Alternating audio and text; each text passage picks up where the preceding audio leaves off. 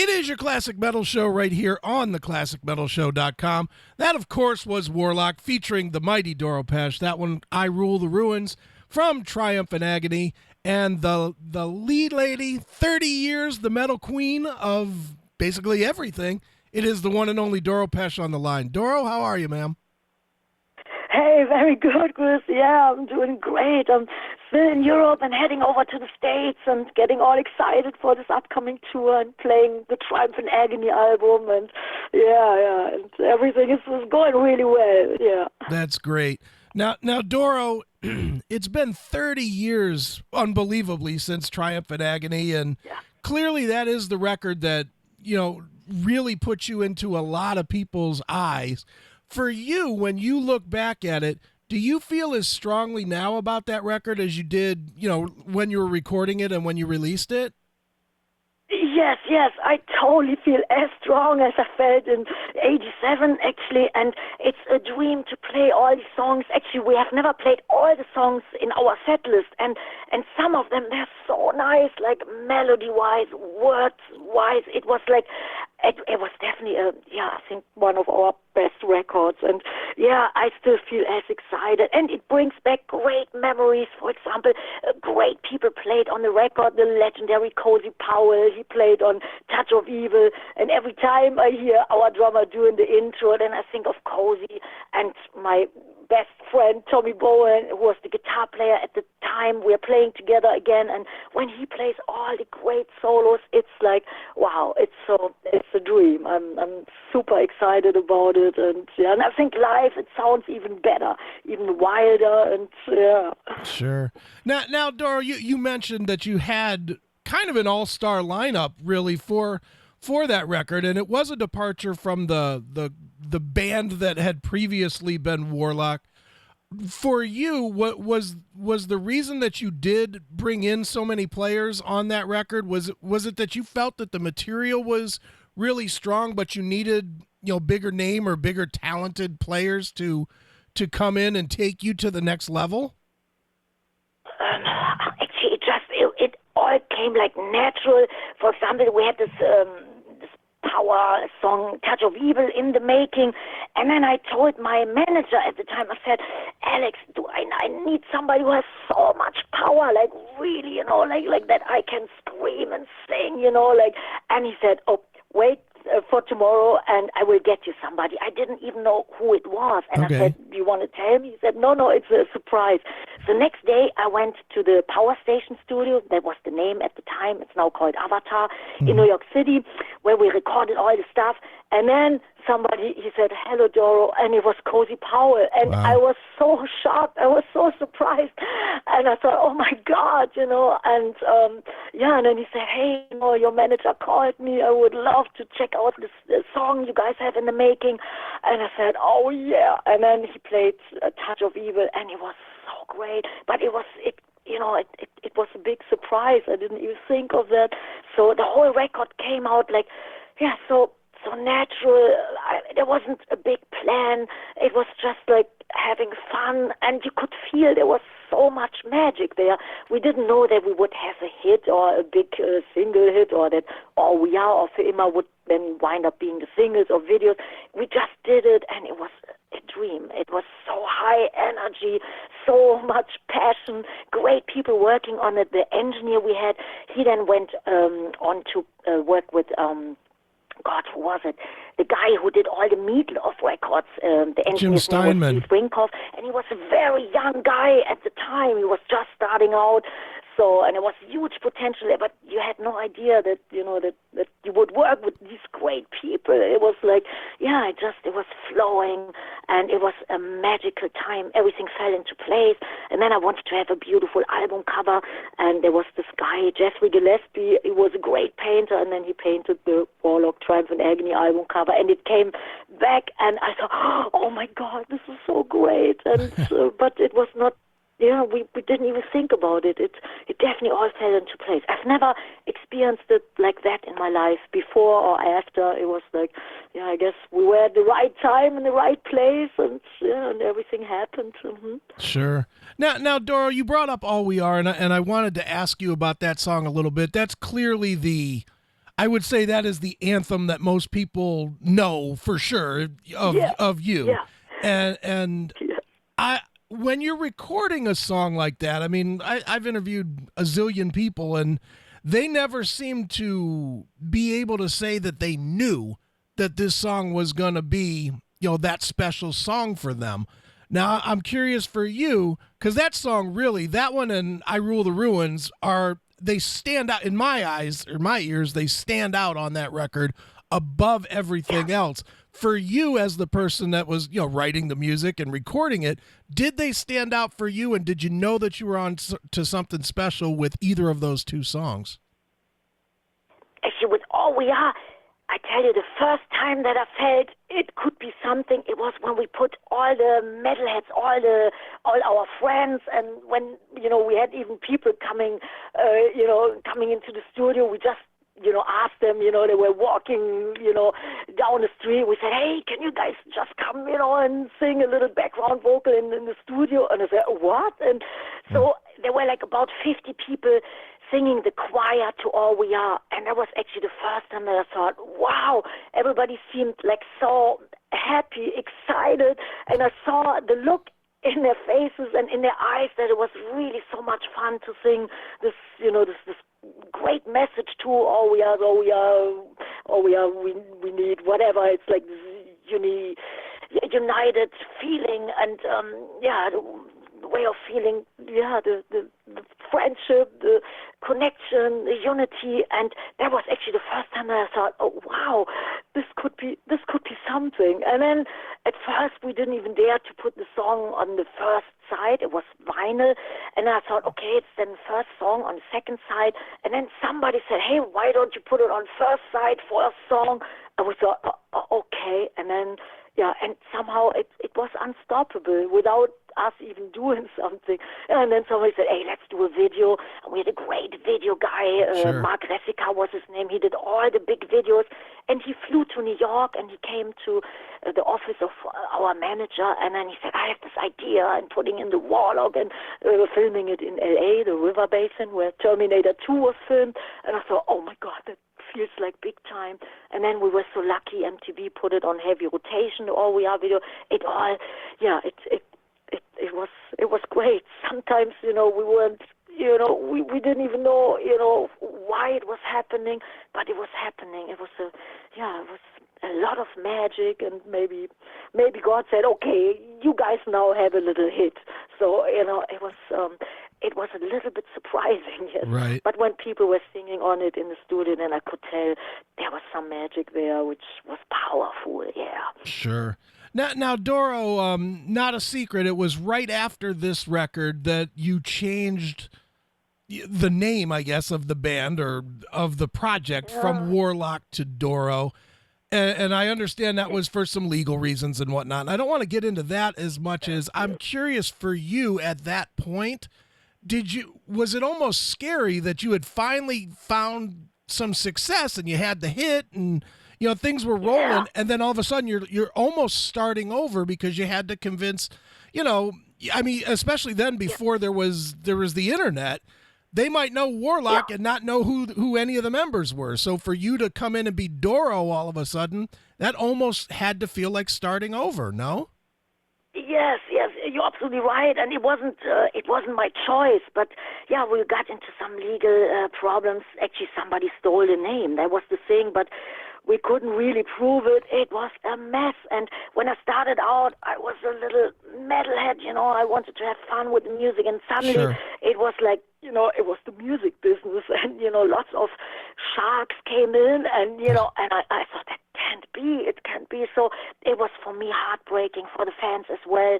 And the only way to continue in music was naming it Doro, because the record company people, they said, hey, we don't want to support another band or a new name. And I said, how about you call it Doro? Maybe some of the old Warlock fans will connect or will know who it is. So I said, okay, then let's do it for one record. And the next record I want to call Warlock again. But it never got to that. It took 20 years to get the rights to the name back. Right. So, for 20 years we had to, just try, with what you have, the best way. you could do it. So yeah, but I never wanted to have a solo career. It was it was actually shocking. But I wanted to do music, and I wanted to, Sure. of course, rock the fans, and and stay metal. But yeah, it's always going up and down. And I Right. guess many bands, many musicians, they probably had to go through that. And it's not always always positive. You hope that it will always go up and up and up, but then certain things change. Yeah, the taste of music changed, and suddenly grunge became huge, and the normal metal bands, they were like they were shoveled to the side a little bit. Sure. That was tough. So I'm experienced in the greatest moments and in some really tough moments too. And you just have to hang in there and, always try your best and always try to, survive and never give up. And that's what I tried to do. And Sure. yeah. And Dora, one thing that I have to think was a good part of the name change, as your career went forward, was by calling it after your name, it really did kind of free you up to experiment a little bit. Because some of the albums that you had there in the the mid 90s ish, they were very different. They didn't sound like Triumph and Agony or Force Majeure. They sounded different. You tried some experimentation, and I think you might not have been able to get away with that if you had a band name versus your name. Does that make sense? Yeah, that makes sense. It's I never thought about it, but yeah, then when I wanted to, of course, continue music, and then suddenly I thought, man, I love so many different kind of melodies and musical styles. I love sometimes very, very, mellow, dark, romantic ballads, which probably wouldn't be like great on a die-hard metal Right. record. So yeah, I tried many different things. I think some songs, they are really, really loved by the fans. For example, the song "Love Me in Black," and and on the True at Heart album, I did it in Nashville. There were beautiful ballads on it. "Angels Never Die" and "Machine to Machine" I did in New Jersey with Jack Ponty, and we experimented with some great people, and I think some great, really, really unique sounds and songs came out, like "Ceremony" or "The Wand." So on one hand, it was great to have the freedom to do whatever you feel, and I always followed my heart, so it was never that I thought it has to be always, metal with two, screaming guitars. It can be, whatever. It's a great piece of music, and I still treat it that way, that every song, should be a little masterpiece, and and every record is different, like in a little way, and maybe has a different spirit, a different kind of magic. Certain songs which are like, there's one song I love. It's called "Fortune Teller." It's a talk song, but it's so cool, and sometimes hard to pull it off live, because usually, the ballads, they get shoveled, away. We usually play 2 ballads, maybe 3 ballads, but usually we concentrate on the anthem and metal stuff. But there are certain songs which are just beautiful. Maybe for somebody at home, listen to it, and then, fall asleep just with some really cool vibes. And I concentrate on some film music as well, which I love to do. It's sometimes very atmospheric and deep, but it's different. So whatever, all kinds of music, to me, every piece of music which, touches your heart and soul is great. It doesn't have to be always the same formula at all. Sure. Now, Doro, moving forward to today, you're going out to promote 30 years of Triumph and Agony with a very limited run tour here in the States. It's 5 shows. Yeah. What can fans expect from these shows? Yeah, we plan on doing more shows. At first, we didn't know Okay. if people would be interested, but then I felt people loved that record, and even new fans who maybe weren't alive back then when it came out. So I think there will be more shows in the States, but these 5 shows, we concentrate on the Triumph and Agony album, play the whole album. I have my old guitar player back, Tommy Bowen, who played all the solos, who played on the Triumph and Agony album every single note, and we have now 3 guitar players It will be a lot of power, a lot of guitar solos and a wild show, more like we did it in the 80s. I will hop on Tommy's shoulders and, we will bang our heads and, it will be wild. And then in the encores, people can call out the songs they want to hear from new songs or, old Warlock songs. We definitely play all the highlights like True Steel, Burning the Witches, and, Sure. Hellbound. And we are the metalheads, from the Fear No Evil album. And but first we will play all the Triumph and Agony songs. And it's a dream to play these songs. Some of them songs we have never played live. And now that was the first time that we rehearsed them, played them live, and they're so beautiful, like Kiss of Death and Sure. 3 Minute Warning, Make Time for Love. These weren't in our set list normally, but now they are, and it's nice. You will see. It's definitely, it sounds great, and yeah. Excellent. Now you mentioned that Tommy is going to be back with you. Just because I have no idea, what was Tommy doing, and how did you get him back involved? Oh, we were always staying friends. Always.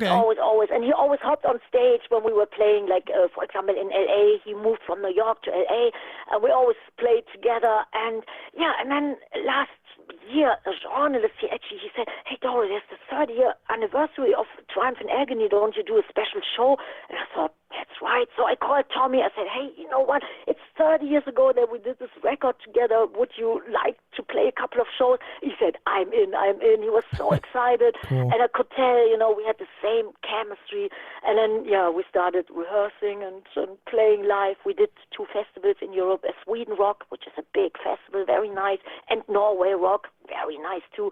And it sounded great. And now, we want to do much more shows and want to write new songs together.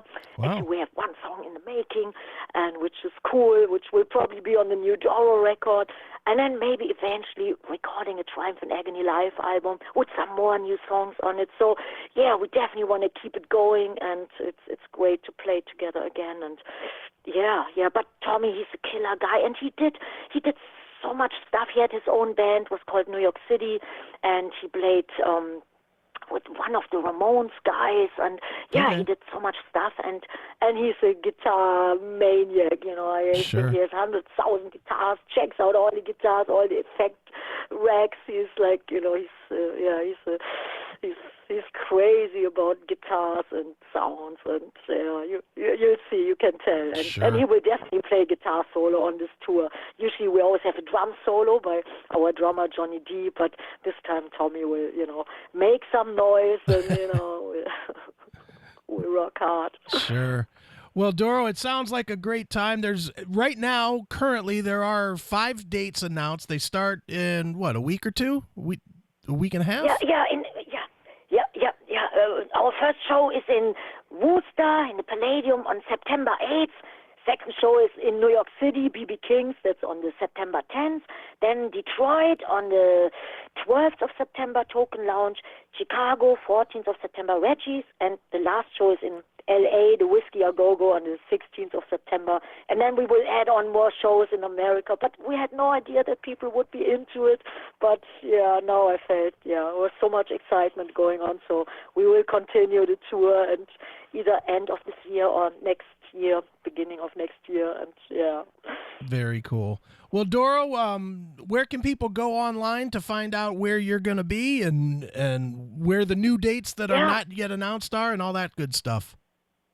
Yeah, the website is doro.us and or doromusic.com, and we have Facebook, it's Doro Official, and I guess the dates are everywhere. But Doro.us, that's the one we always try to keep updated. Right. And Johnny D, our drummer, he's doing all the Facebook stuff, and so just look under Doro, and then everything should pop up. Excellent. Well, Doro, you as a tradition on the show, we always have the artist pick a closing track. So why don't you pick something from Triumph and Agony and maybe tell us a quick story about it to wrap this one up? Oh, yeah.